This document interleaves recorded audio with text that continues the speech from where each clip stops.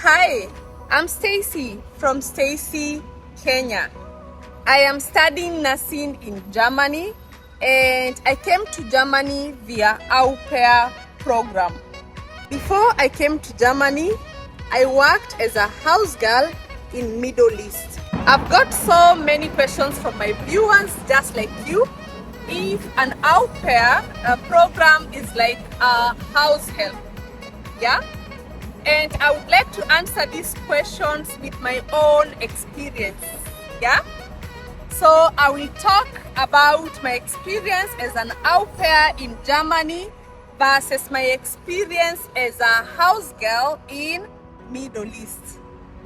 My experience as a house girl in Middle East was very bad one, but as I said from my previous video, if you have not watched it, please make sure that you watch it. It's a sad story, but I thank the Lord that He has turned my sad story into a beautiful story. I'm sure from my experience, you can tell if au pair programs in Europe is worth it or not. Yeah? As a maid in Middle East, when I arrived, my passport was confiscated.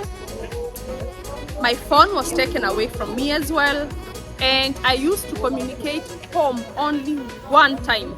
Yeah, and man, I used to be taken to outside to the booth to call.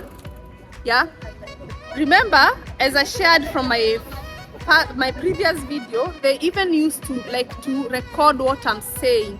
They would tell me, please don't speak any other language, speak English so that we can translate what you said. Unlike au pair in Germany, when I arrived, I did the same ushamba that I was with in Middle East. So I gave my host family my documents. I surrendered, yeah, before they asked for them. Even before we unpacked and I sat on the table to eat and everything. So they were like shocked. They were like, why are you giving us your documents, Stacy? Yeah, even the baby laughed. Yeah, the baby laughed and she was like, huh? We don't do that. So I said, oh, sorry. I said, no, you don't have to be sorry. Come. So I was taken to my bedroom where there was this thing, like for me, it was like a microwave. I thought it was, oh, they have a microwave for me in my room or what. So it was a safe place. Told me, okay, put your all those important documents here. And create your in a file, they call it active, and then place your like your own code, and in case there is fire, we don't know yeah, you know where to rush and pick your documents. Yeah, you don't start searching where is my documents, or you don't run to save your best clad. Yeah, you run to take your documents. They told me that's your own personal, that's your personal code, the documents, that's for you. So I stayed with my documents from day one to the last minute of my stay as an au pair with this host family.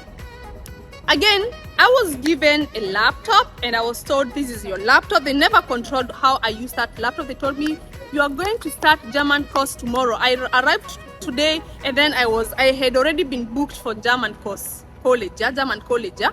So I was told you're going to start your German course tomorrow, so you can use this laptop for your studies and everything. It was like, it is yours. There was nothing like how I'm going to use it. It had like Netflix, Amazon Prime and everything. I was showed everything. Yeah. And I was given as well a phone, something that in Middle East was like a crime. Yeah, they never used to give me time even to talk. Like I finish hi when I'm trying to talk to my host fam, my people back home that is in Middle East. They were like, hurry, the money will be finished, the credit will finish. But here in Germany, it was total. Yeah, I was given a recharged phone every month. They used to recharge my phone without me requesting. Yeah, And the phone that I had, they asked me, do you want us to take you to the shop to go and buy a German line, or you want to continue using this line? Because it is a new line, it is for you.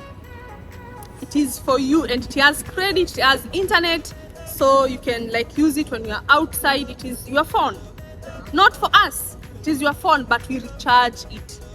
They never used to bother. What did you talk to your family? How they used just to be concerned. Are your family okay? Did you sleep well? Yeah. Like, have you called home? And sometimes my host mom used to call me like, Stacy, I will not keep on paying your line and you don't call home, because I pay, you don't call home, and then you it recharges automatic. Yeah. So I used to tell her, but I'm communicating with my people via WhatsApp. She told me, no, please be calling them direct so that we make good use of this money, because it's going like, I'm going at a loss. You see, that was the difference between the freedom. You see, that is a freedom, living in freedom, something that I thank God for, something that was like a crime for me as a house girl in Middle East. I worked 24/7, 365 days per year. There was no break during working hours. There was no weekends free. Is that not modern day slavery? And it's not long time ago, that is 2020. Unlike my experience as an au pair in Germany, working hours, I worked less than 6 hours a day. I had like all my weekends free during my stay as an au pair in Germany. I know the hours vary, but my family, they had home office, so they wanted like to spend time with the child during the weekend. So I was like, all the time I had my weekends free. During my stay as an au pair in Germany, no matter what, I was never woken up by my host family to prepare anything, yeah, during the night. So they respected time. They respected me as a person.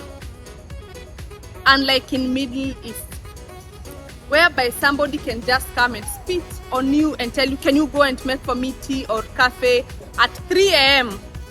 I learned that there was no law protecting, or the government was not protecting the domestic workers. I will base this from my own experience, yeah? And your experience doesn't have to be like mine. If you're lucky to have a very good boss, then thank God for that.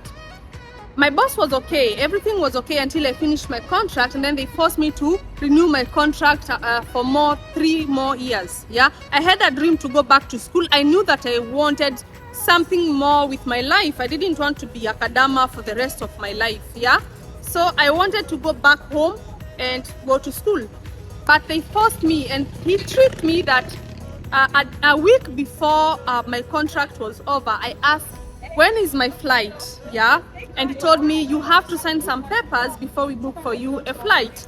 And I asked, I never asked further, because I knew that it is a law. And then when he brought the papers, like a week after, he told me, you have to sign these papers to give them at the immigration to show that you finished your stay with us, you finished your contract well with us, and you'll be allowed to come back to Qatar. Poor me, I signed the papers, but those papers, they tricked me. They were renewing my contract for the next 3 years. Then now I stayed, I waited. My contract is finished this week. I asked, when am I going home? Then I was told, you're not going home. You renewed your contract for the next 3 months. I said, no. Then now the torture started from there. This guy would tell me, shut up, don't ever ask me when you're going home. And remember, it is very easy for me to fake your death. You know, people fall from, it was a big villa, who tell me, You know the way the stairs are, I can just pour water with soap and put some moppers there, and I put you down there, and then I just call the police and say, my house girl or my nanny fell and now she's out of breath, and that would be that. So don't push me, don't ask me about when you are going home. You are staying with us for the next 3 years. That was that. If there was a law protecting domestic workers, I could have been saved from my boss. Yeah, unlike my stay in Germany as an au pair. Yeah, I was not forced to sign any documents without knowing what I'm signing for. Everything was explained to me. Even they helped me to search for a volunteer program, and they went through my documents bit by bit, and even asking the employer when will she be having time to learn German. Yeah, will she be attending German course? That is love. Yeah, again, human rights in Germany, they apply to everyone regardless of race. Yeah, I felt like I was part of his family. I never received any threat at all. Even when I make mistakes, I was not told, you know what, I can fake your death, I can do those kind of threats. Yeah, I never received, and I made mistakes. You know, we are all human beings. Yeah, I made mistakes, and sometimes I would feel like my host family, when they go to an extent like I don't like this, we would always sit down and talk. And when we talk, we never used to extend to the baby. When she has a problem with me, she will not discuss it with the baby. And as well, even when she has a problem with me, she will wait until the baby sleeps. All of us, everyone goes to their room, and she will come and tell me, Stacy, can we talk?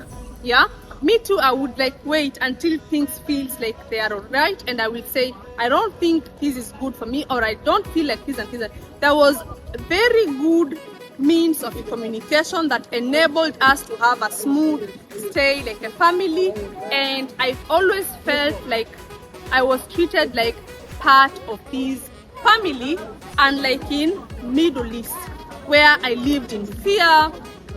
Yeah, commanded. In my stay as an au pair, everything was requested.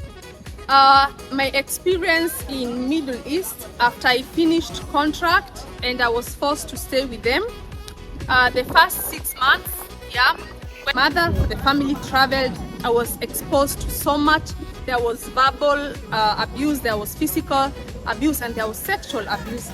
But during my au pair stay in Germany, there was no abuse. I was not sexually abused, I was not physically abused, verbal, nothing. Everything, I've never even seen my host parents exchanging words between themselves. No, if there's a problem, they will handle themselves. We never even used to notice. Yeah, if they have a problem with me, they will wait until everything is okay, and then they will talk to me. Tell me, Stacy, change this. Stacy, work on this. Yeah, but it will never even reach to that point, because when I was coming from a place where I was being commanded to do things. So when I came to be an au pair in Germany, for me it was walkover. There was no work, you know. So I was doing everything with a lot of love, because there was no I don't know how I can say it. It was doing everything for my family or for myself. So I didn't have rough time. I was not verbally abused. I've never even seen my host mama shouting at me. We never had a problem at all. Yeah, my host papa, he was very respectful.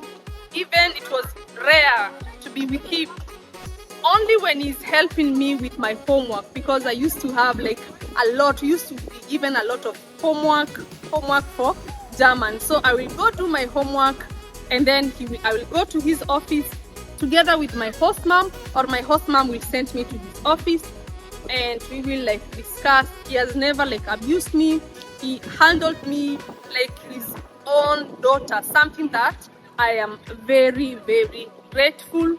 My life as a house girl in Middle East, I never used to go out. Like, I never had like social life. I was not allowed to go outside alone. I was not allowed to go to church. I was not allowed to make friends. Unlike here in Germany, my stay as an au pair, I was allowed to have everything. To go for sleepover, to invite people for sleepover, to have parties.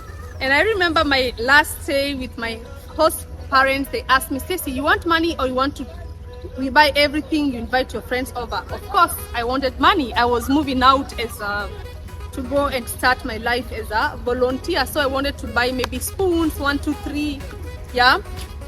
And like they used to tell me, move out of the house, go get lost and call us, we are going to come for you, yeah. Go out, go get lost and learn how to make your Google map, yeah. Go get lost, Google map will help you find your way here. Don't stay at home alone, or join us. If you don't have to join us, but just be like, do something. Don't just lock yourself in the room. And that is, I find that to be caring. After watching my video, what can you say about au pair program in Europe? Is it worth it? Let me know in the comment section. Thanks for watching. Please like and subscribe. See you in my next video. Bye.